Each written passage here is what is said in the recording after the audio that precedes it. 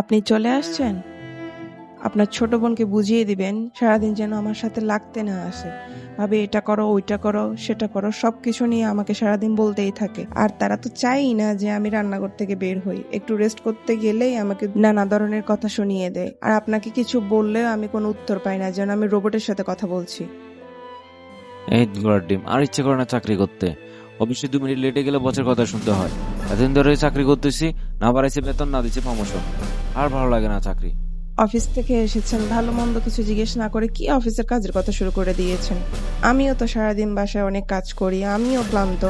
ভালো মন্দ কিছু তো জিজ্ঞেস করা উচিত ছিল আপনার। সেম কাজ তো তুমিই করো। আমি যখন অফিস থেকে আসি, আমার ভালো বন্ধু জিজ্ঞেস না করে যত সব অভিযোগ তুমি শুরু করে দাও। আব্বা এটা করছে, আম্মা এটা করছে, বোন এটা করছে। আমি তো বলি নাই আমি শুনবো না। আগে আমাকে ফ্রেশ হতে দাও, বসতে দাও, তারপর তুমি তোমার অভিযোগটা বলো, আমি শুনবো। সবকিছু তো একটা নির্দিষ্ট সময় আছে না? আসলে আমারই ভুল হয়েছে। আমার এসব কথা বলা একদমই উচিত হয়নি।